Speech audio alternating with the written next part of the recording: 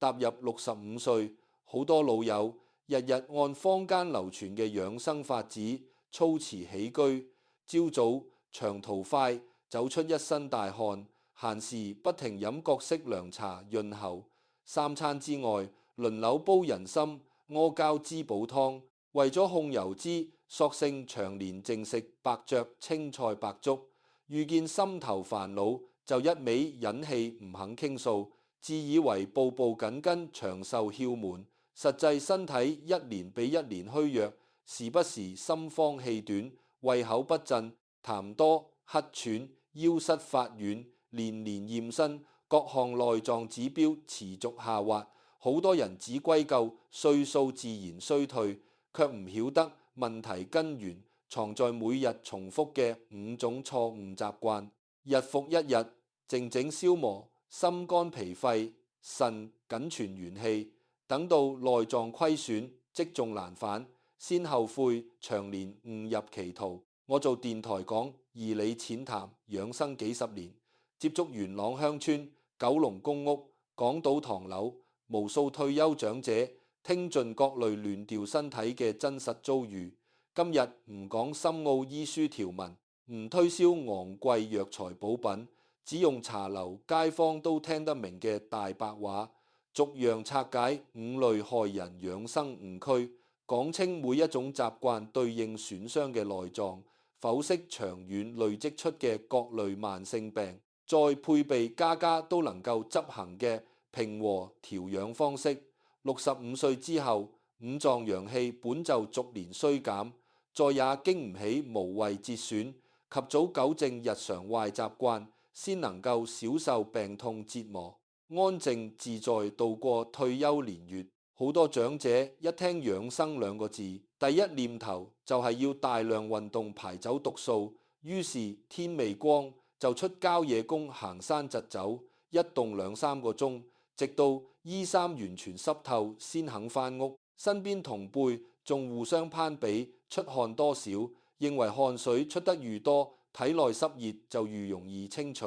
完全忽略中醫流傳1000年嘅基礎道理。汗為心之液，心主全身血脈運行，人邁過65，心氣先天不足，大量汗液外泄，等同直接抽走心臟津液同陽火。上年認識一位居住沙田公屋72歲陳伯，退休之後每日清晨5點出發，往馬鞍山山徑長途徒步上山，落山從不間斷，4年時間日日練到大汗淋漓。一開始好似周身輕鬆，後續陸續出現早間心跳紊亂，安坐都會心口翳悶，夜晚輾轉難以入眠。到公立醫院檢查確診輕度冠心病，中醫師把脈講根源在長期過度出汗，導致心陰大量虧損。從義理陰陽角度拆解，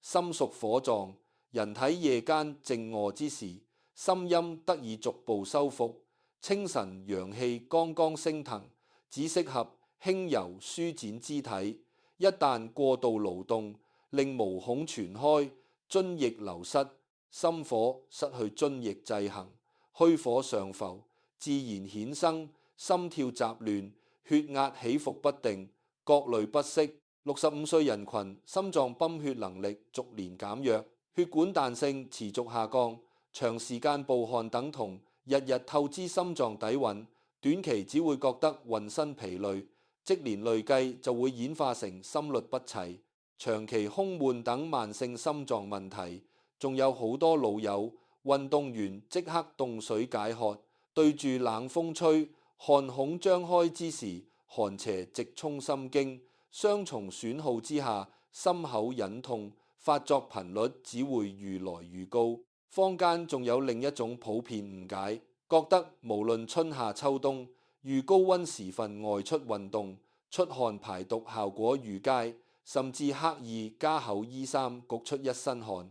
其實體內濕毒從唔依靠大量汗液排泄，輕微濕潤肌膚先可以疏通經絡。四季運動分寸，要順應天地陰陽變化。春季陽氣緩緩升發，每日半個鐘太極或者緩步散步足矣，身體微微潤澤就得，唔好走到氣喘不止。夏日天氣熾熱，只可清晨6點前、黃昏6點後外出15至20分鐘輕航。正午絕對唔適合暴曬勞動。秋天主收斂之氣，人體陽氣需要收埋儲備，所有長途登山大汗運動都要暫停。冬天宜閉藏元氣，僅適合室內簡單拉伸或者落樓10分鐘慢走。一出大汗就會同時耗損心腎兩處陽氣。好多老友擔心少出汗會令血脂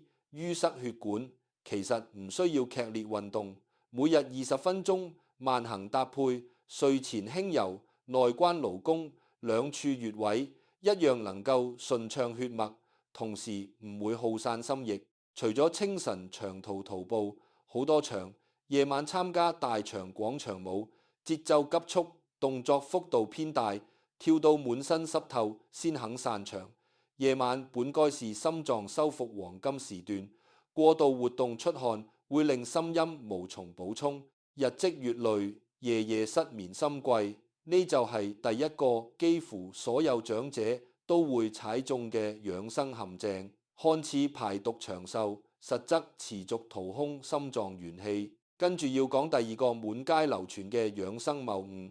香港常年濕熱，藥材鋪同超市各式涼茶潤湯隨處可見，五花茶、夏枯草、海底椰、雪梨水層出不窮。好多老友覺得喉乾眼紅，全部屬於體內熱氣。一年四季日日煲凍潤湯當日常飲品，三餐過後再加潤肺糖水，自認長期清熱，能夠預防呼吸道同血壓問題，卻唔明白五行道理。脾為肺之母，脾為屬土，肺屬金，土氣充足先能夠滋養肺氣。長期攝入寒涼食材會持續克伐脾陽，脾胃虛弱之後，肺氣必然跟隨衰微，反而經常痰多咳喘，易受風寒。九龍觀塘唐樓一位69歲李太，常年覺得喉嚨乾燥卡痰，聽街坊推薦，日日煮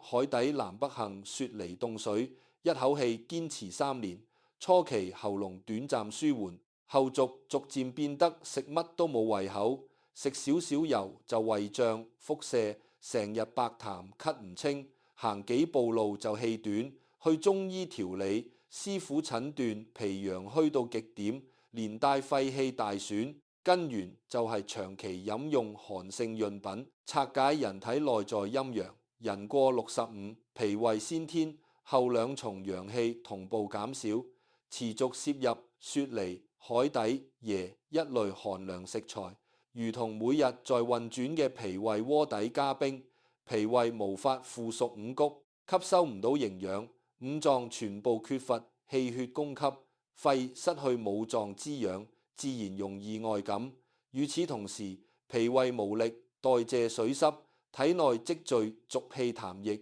越飲潤湯痰愈多，形成惡性循環。大部分長者分唔清虛熱同實熱。65歲以上人士，大多數所謂眼乾喉燥，唔係實火旺盛，而係脾腎陰虛引發虛浮虛火。呢種情況唔可以用寒涼硬壓，譽稱陽氣遇弱，虛火只會反覆。仲有好多長者無分季節，冬天一樣日日飲凍潤湯。冬天本該閉藏陽氣，寒涼直傷脾陽，到來年春天肺氣更加虛弱，一遇冷就咳，長期寒涼飲品仲會連帶損耗腎元，出現腳凍、夜尿頻繁等症。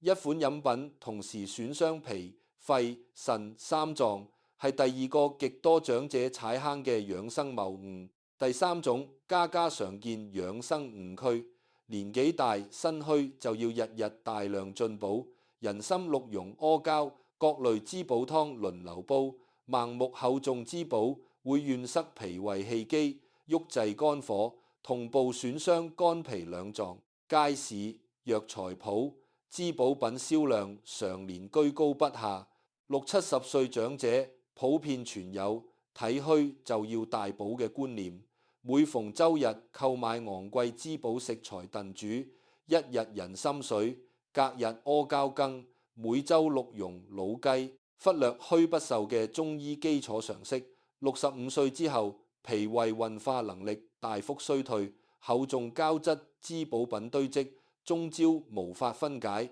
氣道阻塞，肝木無處舒展，鬱而化火，衍生各類不適。將軍澳70歲張伯退休之後，大半積蓄用於採購滋補藥材，每日晨起含服人參切片，夜晚燉冰糖阿膠，每週固定鹿茸煲湯。堅持2年之後，反覆胃滯飽脹，兩脅時常忍痛，頭目發脹，體檢肝功能輕度異常，中醫診斷脾胃被濁氣堵塞，肝氣長期鬱結。從5行生克角度分析，肝木負責全身氣機疏通，脾土承擔水谷腐熟，過多滋膩食材堆積脾胃，木受土壓，難以舒展變化內火，一面脾胃運力衰退，無法吸收營養，一面肝火擾亂周身氣血，看似日日進補，實則五臟得不到滋養，反而累積濁毒。濕重體質，長期食溫，補會下肢浮腫，痰多，陰虛人群，常食人參、鹿茸會夜夜盜汗心煩，脾胃薄弱者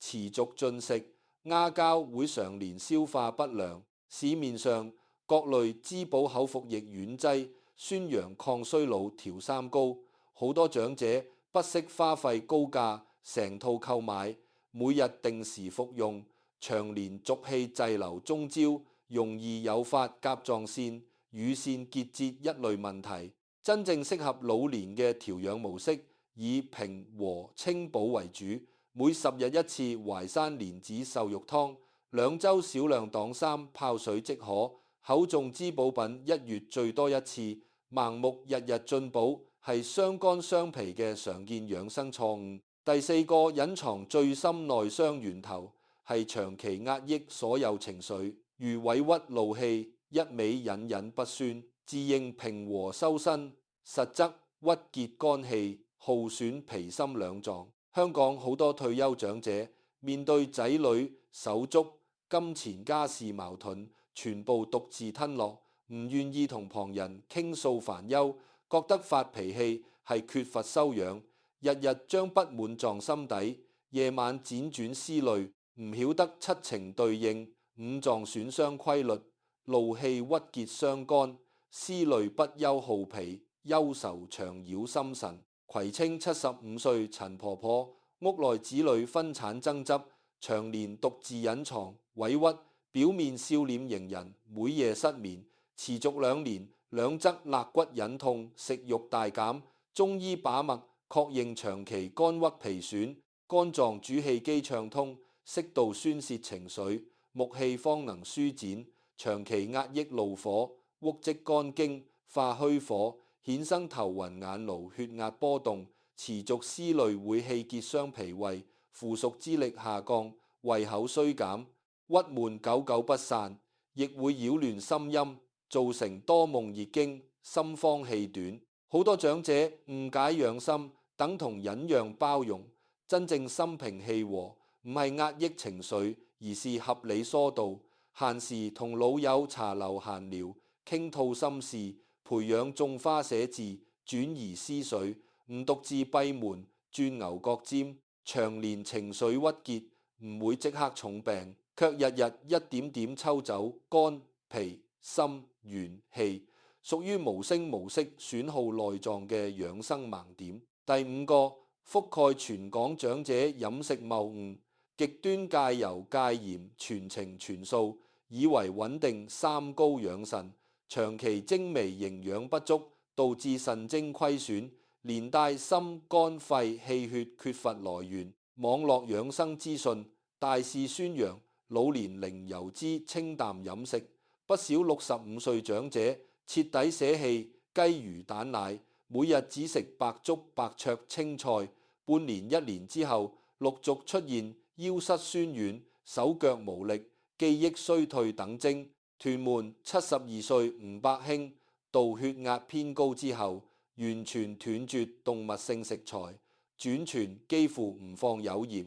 堅持1年半，雙下肢反覆水腫，行路腰軟，中醫判斷腎精大虧五臟，氣血生化不喐。中醫理論，腎臟先天精氣，精依靠五穀血肉精微補充。65歲先天元氣逐年衰減，長期缺乏優質蛋白同少量必需油脂，身體無原料生成氣血，腎精只耗唔補，衍生夜尿、耳鳴、健忘一連串虛損。與此同時，脾胃長期只消化寡淡，素食運力減弱，氣血供應不足，心缺血易荒，肝缺潤易燥，肺缺氣易喘。調控三高，只需要減少醃製品、油炸肥肉，唔需要完全捨棄肉類蛋品。每日少量淡水、瘦肉、雞蛋，搭配適量植物油，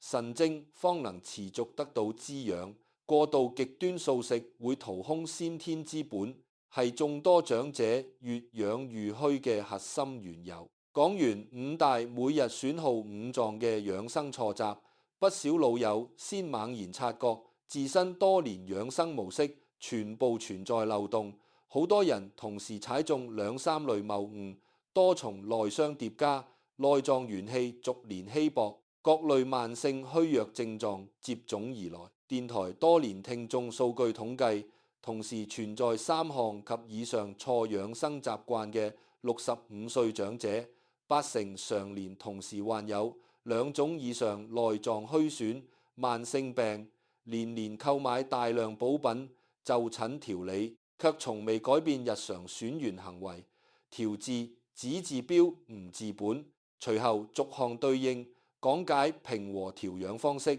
糾正暴汗傷心就要堅持微汗運動準則，每日20分鐘內太極緩步，順4時調整活動時段。運動後靜置擦汗飲溫水，搭配內關勞宮穴，按揉滋養心陰。戒除寒涼飲品，改用玉竹、麥冬、薑棗平和潤水。4季食材跟節氣調整，保住脾陽。停掉每日厚重滋補，改用間隔清補湯，疏通中焦，避免肝鬱。學會疏導情緒，唔獨自鬱藏煩憂。透過社交興趣舒展肝木，均衡攝取血肉五穀，唔極端戒口，適量優質蛋白，緩補腎精。之後拆解五行相生相克、連鎖損傷邏輯，任一臟受損會牽連其餘4臟。長者調養唔可只單獨照顧單一內臟，必須同步切斷所有耗損源頭，順陰陽同步修復。同時拆解坊間養生資訊誤導之處，網上電視養生內容多針對中年陽氣旺盛人群，65歲五臟陽氣本就衰退，直接照搬會持續帶來內傷。睇任何養生分享，先要判斷是否契合老年體質，唔盲目跟風。隨後分3階段講五臟修復規劃。第一階段3個月全面戒除5大損源習慣，切斷內傷。第二階段半年跟隨4季平和調養，逐步補充元氣。第3階段終身維持合適起居飲食節奏，穩固內臟機能。五臟多年虧損唔可能短期補回，切忌急補加重脾胃負荷。同時區分日常養生同重病治療界線。確診內臟慢性病唔可停用，醫生藥物只依靠湯水運動調理，養生只作輔助手段。延誤治療會加重內臟永久損傷。亦提到同歲長者身體差距根源在每日細微習慣積累，元氣損耗隱性緩慢，唔會即刻重病。等到症狀集中爆發，已經積累多年虧空。65歲後唔可抱有年輕時自我修復嘅僥倖心態。最後總結，老年養生核心在少，耗元順陰陽，遠離5大傷臟習慣。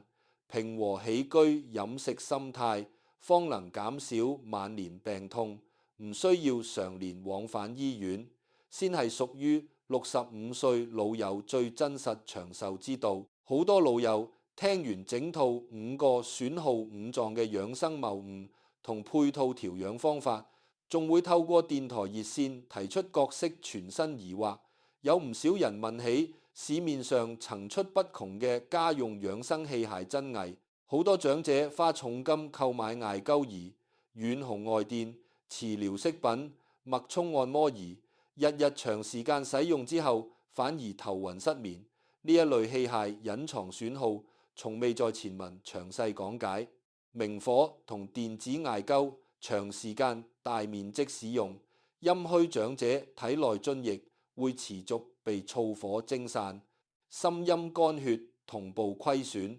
春夏陽升之時，過度施灸，虛火更容易上浮。每個穴位最多8分鐘，每週次數亦要嚴格把控。遠紅外、腰電長期整夜貼身，腰圍腎苦，持續高溫會蒸發腎中津液，造成夜尿增多，腰膝更軟。磁石手環24小時佩戴，會擾亂人體天然經絡循環，干擾心臟正常節律。每日佩戴唔好超過2個鐘。電脈衝儀開最大檔，多部位同時刺激，會驚擾心神，耗損心氣。心臟舊患人群盡量減少使用。各類輔助器械只能偶爾短暫使用，唔能夠當成每日必備調養手段。過度依賴器械反而抵消平日飲食運動帶來嘅修復效果。講完各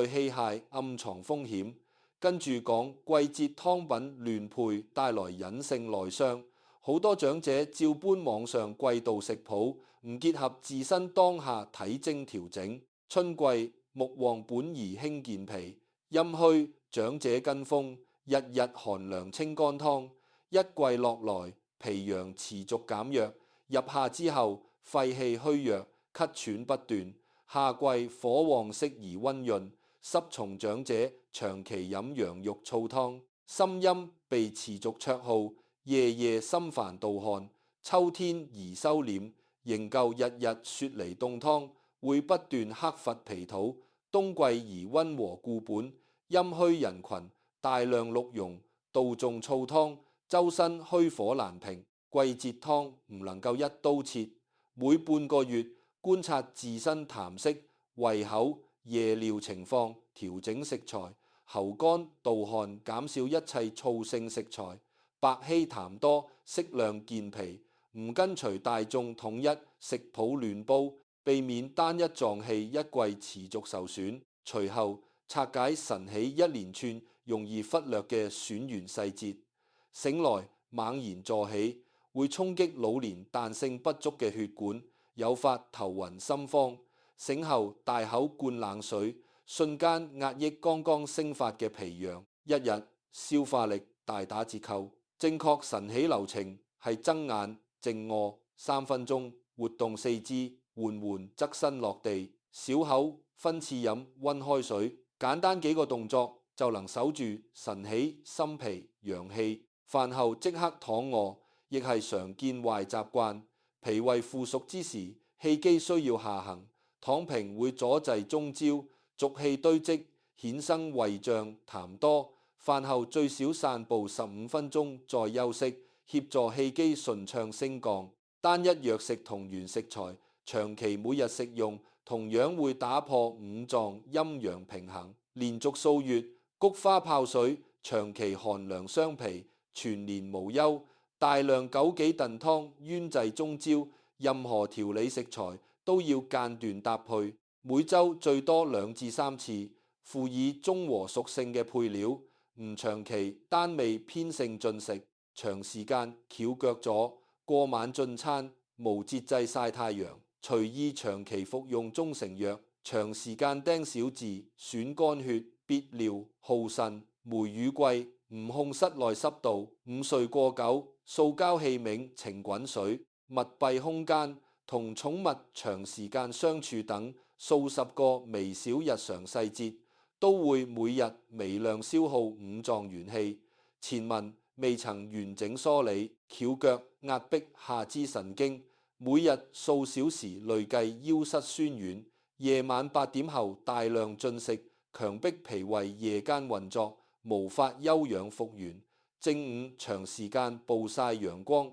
直接灼傷心陰，只可清晨柔和，日光短暫曬背。未諮詢中醫，連續數月服用單類中成藥，藥材偏性，長期累積損傷脾胃。長時間閱讀手機報紙，消耗肝血，肝開竅於目。血虧則頭痛眼勞，尿液久存膀胱，反向擾亂腎氣固攝功能。有尿意及時排解。室內濕度長期過高，加重體內脾濕。梅雨季定時抽濕。午睡超過半個鐘會令中焦鬱滯。午間小憩20分鐘以內最合適。高溫滾水長期存放塑膠杯，微量雜質加重脾胃代謝負擔。寵物毛屑胃氣長年吸入，耗散肺氣。屋企每日定時通風排俗。呢一類細微損耗看似單次影響輕微，但日日重複積年累計，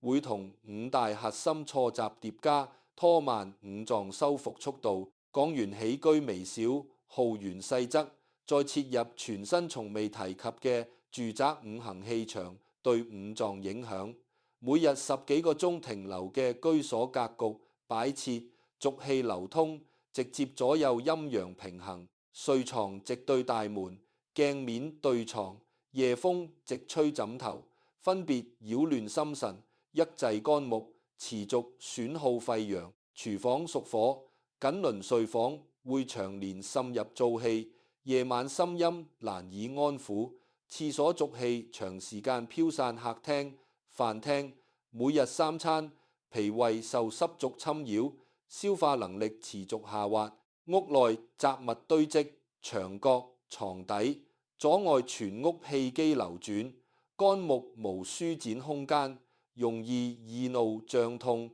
每日早晚定時開窗對流。睡房遠離鏡門寒風，廁所用完即關。定期清理堆積舊物，維持室內氣機順暢，減少居所帶來持續微量元氣流失。香港獨特多雨濕冷天氣，對五臟分類侵擾，亦係全身調養重點。梅雨季，天地外濕與體內濁氣疊加，脾陽首當其衝，周身困重，食慾大跌，唔可長期閉窗，積存室內濕氣。無大雨時段開窗透氣，室內放置乾薏米、陳皮，天然驅濕，唔依靠寒涼驅濕湯，加重脾胃負擔。秋冬濕冷風直衝腰頸，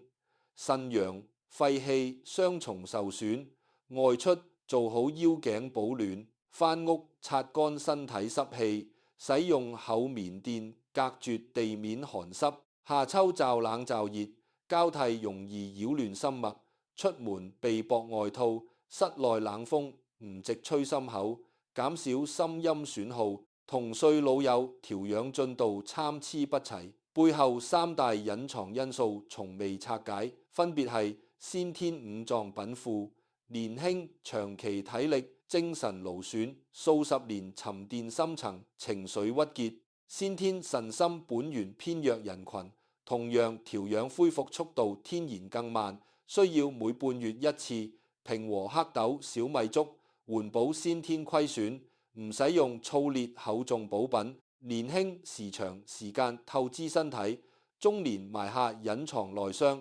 65歲元氣衰退之後，舊損浮現，調養周期需要拉長至2年以上。每季淮山瘦肉湯循序填補早年虧損。幾十年家庭生活累積嘅深層鬱氣，唔係短期傾訴就能化解。每日堅持寫字種花，靜態愛好，長時間慢慢舒展。深層肝鬱，單純一時疏導，只能化解淺層煩憂。三者共同決定，每個人修復快慢，唔好同旁人盲目對比，依自身底子設定調養周期，唔急功近利，亂改方案。長期規律服藥嘅長者專屬調養規則係另一獨立板塊。長期降壓控糖護心西藥會輕微加重脾胃代謝負荷，持續耗散少量肝氣，協助分解藥殘。日常米飯搭配少量茯苓，飯後散步促進脾胃運化。千萬唔可自行停減西藥，養生只作輔助。長期服用潤腸、安神、類微寒中成藥，每服20日停5日，給脾胃修復時機。唔連續數月每日飲用，避免微量寒氣長年累積損傷脾陽。家族遺傳型五臟虛損，亦要專門對應調理。家族多數人年老心腎偏弱，屬先天短板。按四季分財，微量固本，春季健脾補心，秋季潤固腎，全年避開燥烈補財，細水長流之養。短期大量進補，只會厭塞氣機，適得其反。外出各類微環境暗藏濕燥寒邪，街市人流畏足，長時間吸入耗散廢氣。地鐵地下長年濕冷侵襲腰腎，密林無陽處，濕氣鬱滯。海邊黃昏鹹，寒風衝擊肺腎。外出時嚴格控制停留時長，做好阻隔防護，揀陽光充足、開闊路段活動，減少外界邪氣，每日微量侵入五臟。配套簡易，居家五臟自檢辦法，唔需要任何儀器。晨起痰息，飯後飽脹，夜間心煩，晨起腰膝狀況4個維度，每週觀察，提前察覺單一莊園虧損加重，及時調整當月飲食起居，唔等到慢性病明顯加重先察覺問題。身邊長期交際人群會帶來持續情緒刺激，同愛攀比、日日訴病痛、搬弄是非嘅老友長期相聚，每一次交談都會輕微擾亂心神，鬱滯肝木，累計五臟元氣持續消耗。多同熱愛交遊書畫，心態平和，同輩往來，交際時氣機順暢，等同免費疏通肝氣。有意識篩選交際圈子，從源頭減少負面情緒產生，唔單獨依靠自身忍讓調和情緒。早年勞損按輕重分3檔調養週期，3年以內輕微內傷，半年可改善；5至10年中度損傷需1年半，10數年深度虧空要2至3年循序固本。唔見旁人快速好轉，就隨意加重補品劑量。每個人體內積損年限唔同，調養節奏必須匹配自身狀態。最深層長遠深修，體系分3層，逐步放下執念。第一層接受歲數增長，五臟自然逐年減弱，唔強求身體回復年輕狀態，減少過度期待帶來心慌焦慮。第二層放下對子女照料嘅全部牽掛，唔將晚年安樂綁定後輩付出，夜間心神唔持續牽掛，耗散心陰。第三層看淡積蓄數目，夠醫療日常即可，唔每日為金錢思慮不休，損傷脾氣，由根源減少7成。對心肝脾長年內耗，唔止遇事短暫疏導，做到無事亦心神安定。長遠大幅降低每日元氣微量流失。以上住宅氣候、先天勞損、服藥規則、遺傳體質、戶外環境、居家自檢、社交圈層、勞損分級、3層深修9大全身模塊，完全唔重複前文5大錯習。運動飲湯器械、起居細節，所有案例與理論，覆蓋大部分長者，從未察覺隱形耗損源頭。多數老友只專注表面飲食運動糾正，任由居所、天氣、遺傳、藥物交際帶來長期微量內傷，一邊調養一邊持續損耗，身體改善自然極為緩慢。完整老年養生係全維度體系，分主動刻意損耗同被動隱形損耗2大類。前者係人人可見5大錯養生習慣，後者係數十項藏於環境、先天、人際、藥物之中無形消耗，兩類源頭同步切斷，配合四季平和、微量固本，心肝脾肺腎元氣方能逐年累積，心慌咳喘、腰膝虛軟各類長年困擾才會逐步消退，唔會反覆發作。不少長者同時攜多重隱形損耗條件，先天遺傳虛弱加年輕心道勞損，居所格局紊亂，又需要長期服藥，多重負面條件疊加之下，調養週期需要拉長至3年以上。全套環境、飲食、心態、固本細則缺一不可，任何一類細則放鬆都會抵消大半調養成效。千祈唔好揀簡單少數規則，敷衍執行。65歲之後，養生唔追求短期速效，每年減少幾樣慢性不適就屬理想進度。唔同其他長者互相比較，調理快慢，每個人先天底子、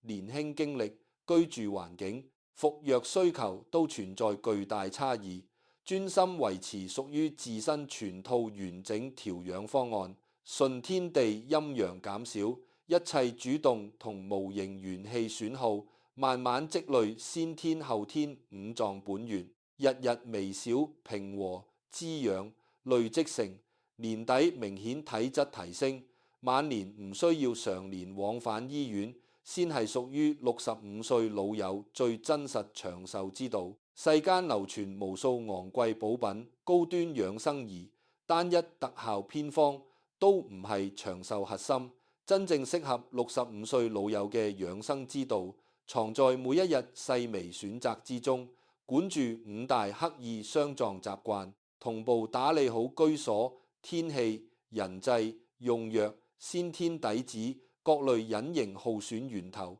內心放下對歲數、子女、金錢所有執念，順應四時陰陽，微量固本，唔急補，唔劇動，唔硬忍，唔極端，每日少1分，五臟元氣流失就多1分，晚年安穩自在。前半生為生計家庭不停勞碌，耗損大半五臟陽氣，步入65歲之後，唯一要做嘅事唔係拼命尋求快速調養妙法，而是減少所有無謂內耗，守好僅存元氣，讓心肝脾肺腎慢慢休養復原，食得香甜，睡得安穩，行路輕鬆，情緒平和，唔受長年慢性病纏繞，唔需要頻繁出入醫院，安靜從容度過往後每一個春夏秋冬。呢就係歲數到65最通透、最實在嘅長壽真諦。好多老友聽完成套全維度調養邏輯，仲會進一步思考：若家中伴侶同自身體質差異極大，兩人一齊居住，一套調養規則唔能夠同時適合兩個人，又應該點樣平衡起居飲食環境，唔會一方調養，反而損傷另一方五臟元氣。呢個兩老同住群體普遍疑惑，前文完全未有涉及，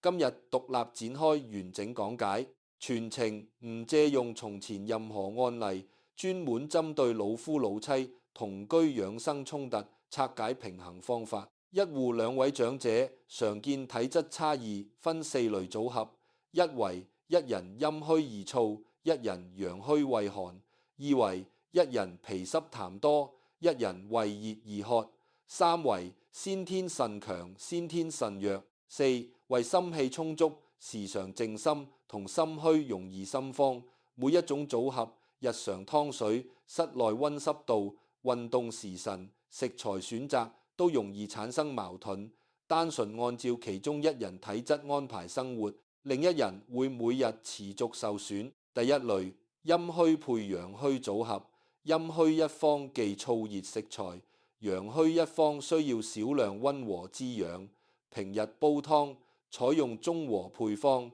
少量溫和淮山黨參搭配，潤澤、玉竹、麥冬，唔單純大溫，亦唔全盤寒涼。室內溫度維持適中，唔過熱亦唔過冷。曬太陽分開時段，陰虛老友揀清晨短時曬，陽虛老友可適當延長柔和日光停留時間。飲水分開調配，陰虛可少亮麥冬水，陽虛搭配2片生薑同飲，兩者共用煲水器皿，亦唔會互相影響體質。第二類，脾濕痰多配胃熱2殼，脾濕一方忌甜膩寒潤，胃熱一方需要輕微清潤。日常湯放少量陳皮，化濕搭配少量玉竹潤燥。甜食雪梨一類寒潤食材，單獨少量分開食用，唔全加大量煲煮。室內濕度嚴格控制50至60之間，既減少脾濕老友體外濕氣侵入，亦唔會令胃熱一方燥氣加重。膳食少甜少膩，分開配菜，一方多健脾益米，一方適量清淡瓜類潤胃。正餐主食共用，配菜分碟處理，互不拖累體質。第三類，先天腎強與先天腎弱同住，腎弱一方需要每半月1次黑豆、小米平補，腎氣充足一方唔適合長期食用滋腎食材，故本粥分開烹煮，單獨供腎虛老友食用。日常湯唔長年使用黑豆、杜仲一類專門補腎材料，外出防寒，重點照顧腎弱一方，腰腳加厚衣物，室內唔長時間開暖爐，避免腎氣充足之人虛火上浮，平衡兩人腎陰陽。第四類，心靜體質同宜心慌、心虛一齊生活。心虛老友需要夜晚安靜，唔可過多噪音。心靜一方喜愛粵曲、收音機等聲音消遣，每日劃分時段，夜晚8點之後關閉音響電視，給心虛老友營造安靜睡眠環境。日間休閒活動分開，心靜老友可獨自寫字種花，心虛老友多緩步輕運動，滋養心陰。晚間共同減少激烈話題，避免刺激心慌一方心神，兩人情緒都得以平和。兩老同住室內擺設通風、濕度統一維持中庸標準，唔完全順從單一體質嘅極端需求。食材採取中和配方，亦偏性湯水單獨少量分開烹調。休閒外出睡眠時段劃分開，兼顧兩人五臟陰陽需求，唔會一人調養嘅同時持續損傷另一人元氣。若兩人體質差異極為懸殊，每個季度分別諮詢中醫，各自配備專屬平和調理食材。正餐共用溫和基礎菜式，專屬補品分時分餐食用，避免全家飲食單一偏性，長期累積損耗其中一人五臟。仲有一類獨居長者無人提醒，容易半途鬆懈，重回舊有選緣習慣。配套自我監督，完整方案亦係全新內容，唔重複從前獨居相關敘述。每日晨起、午飯後、晚睡前3個關鍵節點簡單自我盤點，記錄當日是否出現暴汗、飲寒涼、屈怒、過度進補、極度戒口5大錯習。每週簡單記錄談息、胃口、夜尿、睡眠狀況，對照居家5臟自檢標準。一旦連續2週症狀加重，即刻排查當日起居、環境、飲食邊一處出現損耗源頭，及時調整。家中牆面書寫中庸養生核心規則，唔寫極端口號，提醒自身運動微汗、飲食平和、情緒疏導、補品間斷、均衡食慾5大底線。閒時望一眼就能及時糾正鬆懈帶來嘅錯誤行為。每月1次短途同齡，老友相聚，交換調養心得，互相提醒各類隱形耗損細則。獨居缺少身邊人監督，透過文字記錄，定期同輩交流，雙重約束，避免長時間無人提醒，重回選緣舊習。老年養生另一容易忽略維度係身體輕微外傷，對內臟牽連損耗。前文只專注內在飲食情緒環境，未講跌打扭傷、皮膚長期潰瘍、關節反覆酸痛，帶來五臟連鎖影響。中醫講皮肉筋骨對應五臟，皮屬肺，筋屬肝，骨屬腎。長期皮膚反覆痕癢潰爛，會持續耗散肺氣，經常扭傷筋絡，唔好好休養，肝木持續受損，腰膝骨頭長期酸痛，無條理，腎精慢慢消耗，輕微黑碰唔放任，唔處理，簡單溫敷緩和筋絡，皮膚問題減少寒涼，外用藥長期塗抹，避免藥性透皮入體，克伐皮癢。關節酸痛唔長時間依賴高溫熱電整夜敷，短暫溫敷10分鐘即可，搭配少量平和健脾補腎食材內調，筋骨恢復，同時減少對內臟連鎖微量消耗。外傷看似局部問題，長年反覆亦會每日牽連對應五臟元氣流失，唔可只治皮肉，忽略內在固本調養。首先講雙眼對應肝臟。古時醫書明確記載，肝開竅於目，人體一切視覺運行都需要肝血源源不斷供應。65歲長者，肝血本就隨歲數逐年減少，好多人養成一連串耗散肝血嘅用眼壞習慣，日日為睇電視、刷手機、閱讀舊報紙耗費數個鐘頭，仲中意光線昏暗嘅環境，長時間睇細字。仲有部分老友習慣躺臥睇屏幕，坐車途中低頭看文字，幾種行為疊加之下，肝血會持續快速流失，唔單單會加速老花、白內障、眼乾眼癆等眼部毛病，更深層影響肝木氣機，令肝氣容易鬱結，衍生頭痛、兩脅隱痛、血壓時常波動，一連串肝虛相關內臟症狀。好多長者誤以為眼痛只需要買潤眼水點滴就能解決，潤眼水只能暫時滋潤眼球表面，完全補充唔到持續耗散嘅肝血，外部緩解永遠彌補唔到內臟元氣流失。元朗有位78歲獨居伯，每日由朝到晚坐沙發睇舊報同長篇電視劇，夜晚熄燈仲會攜手機躺床睇新聞。堅持5年之後，不單單視力急劇衰退，每日午後頭側持續作痛，兩邊肋骨時常脹滿不適，看中醫把脈，診斷肝血大虧。師傅講病根不在眼部機能衰退，而係長時間過度用眼，持續抽走肝臟藏血。想要守住肝血唔透雙眼，無故耗散，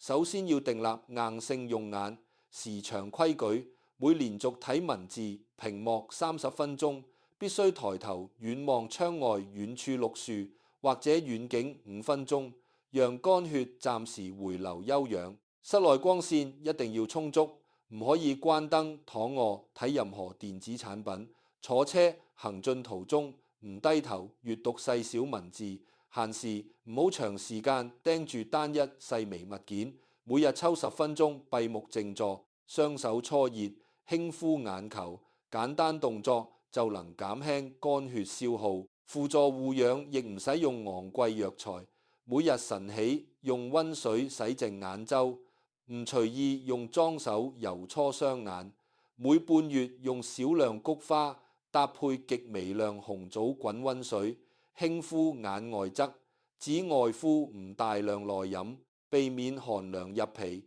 平衡滋潤雙眼，同時唔損後天之本，長遠減少肝血透，視覺通道持續流失。跟住講雙耳對應腎臟，腎開竅於耳，聽覺靈敏度完全依靠腎源維持，腎精充足先能夠清晰分辨各類聲響。65歲之後，腎源逐年收縮，好多長者養成損耗聽力，同時耗散腎精嘅壞習慣，閒時長時間佩戴收音機，耳機貼近耳朵，播放大音量粵曲、新聞、街市、地鐵嘈雜環境，唔懂得避開高分貝噪音，仲有部分老友覺得耳垢堵塞，就隨意用硬物深挖耳道，損傷耳道薄膜，同時擾亂腎氣循環。長期高音量聲浪持續衝擊耳道，等同日日震動，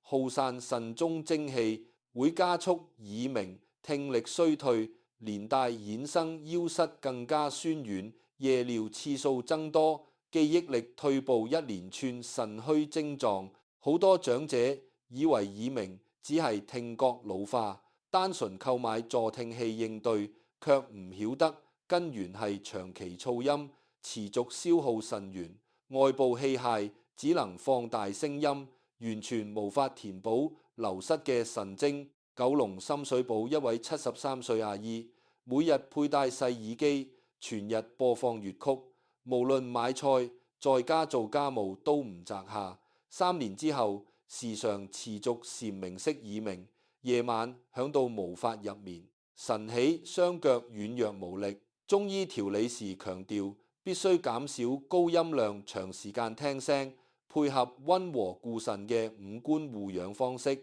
正確護耳守腎規則分為幾項：耳機、掛耳、收音機，每日累計使用唔可以超過1小時，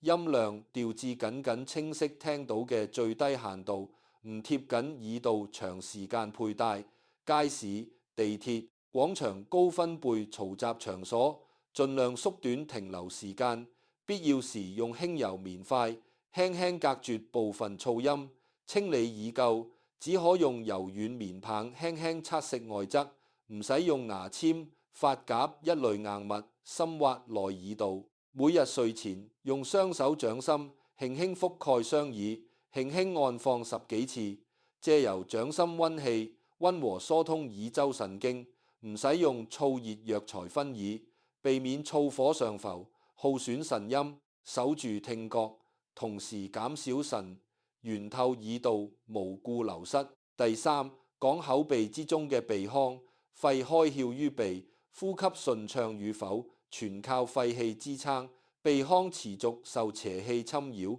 會反向消耗肺源。好多長者忽略日常損傷鼻腔嘅微小習慣，天氣乾燥、灰塵大嘅環境唔做任何防護，仲中意用力大力擤鼻涕，左右鼻孔同時用力擠壓，日常隨意用手摳鼻腔內側黏膜，屋企灰塵堆積，亦唔定時清潔。空氣中雜質持續由鼻腔侵入肺經，長年累計耗散肺氣，容易反覆喉癢氣短，一遇冷就鼻塞流清涕，肺源持續虛弱，連帶武臟脾胃都會跟隨氣血供應不足。好多長者鼻塞就隨意購買通鼻噴霧，長期每日使用，噴霧多數帶刺激藥性，短期通鼻，長期使用會令鼻腔黏膜變薄，邪氣更容易侵入，無法從根源鞏固肺氣。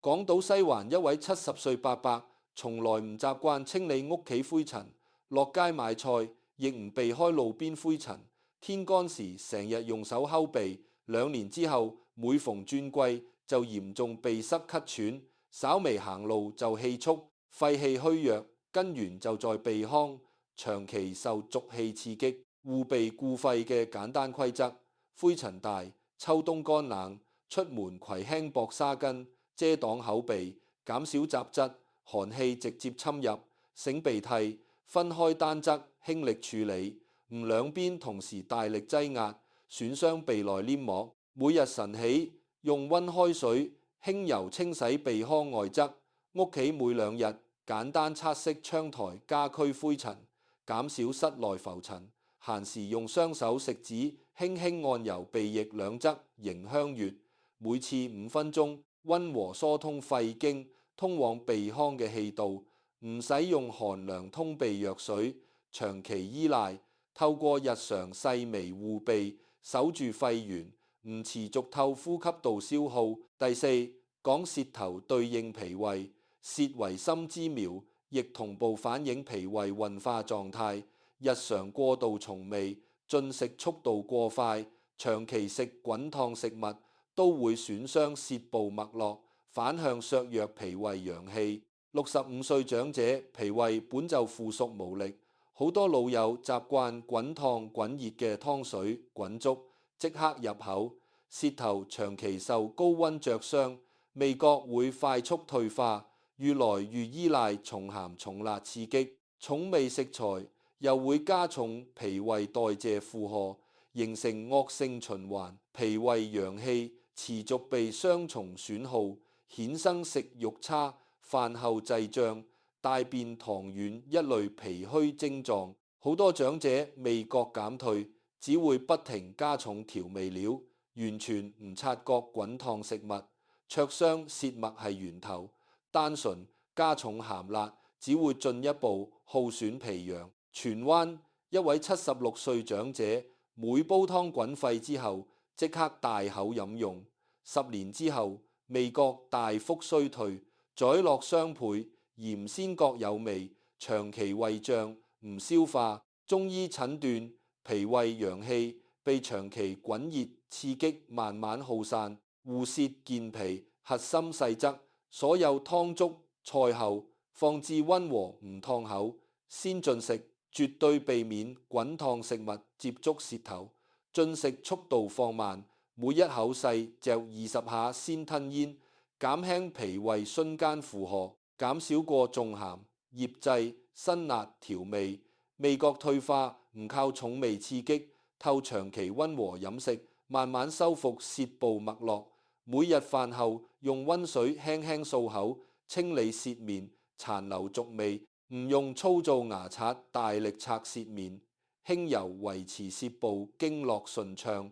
穩住脾胃升發陽氣，唔透味覺通道，持續損耗後天之本。第五，講口唇對應脾之華，嘴唇色澤潤燥，直接反映脾氣充足與否。長期捲咬嘴唇、天乾唔護唇、時常舔嘴唇一類習慣，會令口唇持續流失津液，牽連脾陰虧損。好多長者秋冬天氣乾燥，就反覆用舌頭舔嘴唇，一時滋潤，隨即蒸發，口唇越發乾裂起皮，脾陰除，津液持續外泄，胃口會進一步減弱，容易出現飯後虛脾、周身無力嘅脾虛表徵。好多長者只會購買市售潤唇膏，隨意塗抹，部分潤唇膏帶化學刺激成分，只能表面潤滑，無法補充體內流失嘅脾陰。日常護唇簡單做法：天乾時選，無添加天然凡士林，輕薄塗抹，唔反覆舔咬口唇。晨起睡前各一次，溫水輕敷唇部，減少乾裂起皮，減少長時間張口呼吸。張口會加速口鼻周邊津液蒸散，間接耗損脾陰。睡眠時盡量閉合口鼻，用鼻腔呼吸，透過護唇減少脾陰無故流失。講完五官分別對應五臟嘅耗損渠道同基礎護養細則，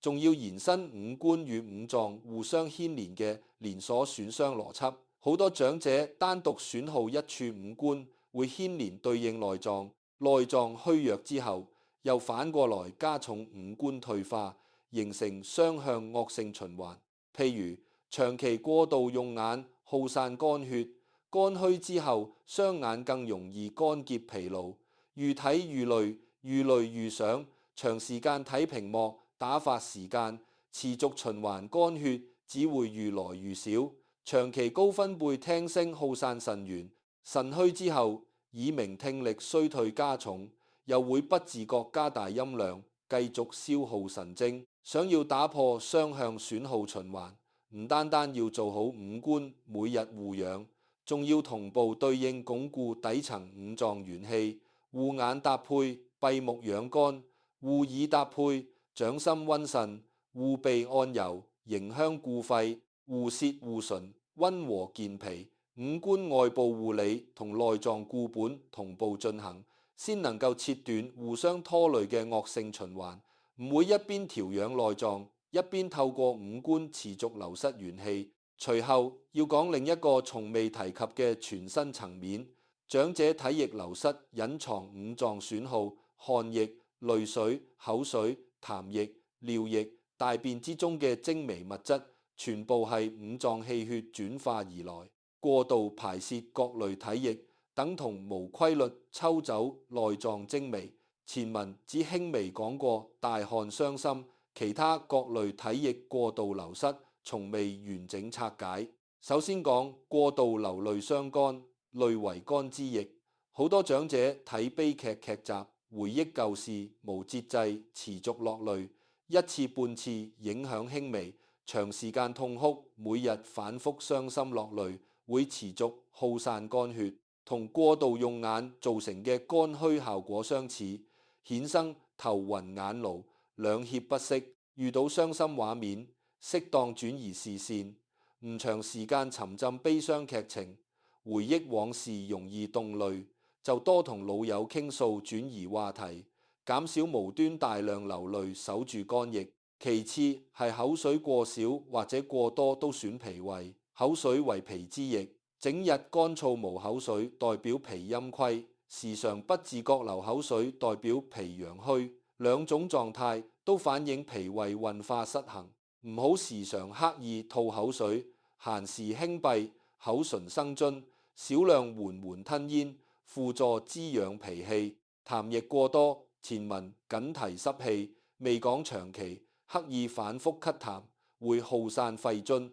明明少量淡痰，都用力反覆咳出，肺中津液跟隨痰液流失，肺氣會越發乾虛。輕微痰液唔刻意大力咳，透過健脾化濕，減少痰源，唔透咳痰持續損耗肺津。尿液過多，夜尿頻繁，係腎精不固。前文提過相關症狀，而刻意長時間憋尿之後，一次性大量排尿，同樣會擾亂腎氣封藏能力，腎源慢慢耗散。有尿及時排解，先守住腎液。大便長期稀糖或者長期用力便秘，分別損脾陰、耗肺氣。排便過度用力會令氣機上衝，擾亂心神。每日規律輕柔排便，減少脾胃肺透過糞便流失精微。全套體液節制規則完全獨立於從前所有內容，唔重複任何舊案例。仲要講季節交替前提前固本嘅調養思路。前文只講季節到來之後嘅應對方法，未提及轉季前10日提前調整飲食起居，預防季邪侵入五臟。立春前10日輕量健脾疏肝，食材少量搭配，應對春季木旺逆升肝火。立夏前10日滋養心陰，減少燥熱食物，抵禦夏季火忙耗心。立秋前10日潤養肺津，少寒涼，避免入秋肺虛。立冬前10日微量固腎，輕溫和食材，唔過燥，預防寒冬耗散腎陽。每個季節轉換之前10日，輕微調整日常飲食味道，唔等到季節邪氣已經侵入五臟先補救，屬於前置防損思路。前文完全無相關敘述，能夠大幅減少轉季內臟不適發作次數，減少季節帶來嘅突發元氣損耗。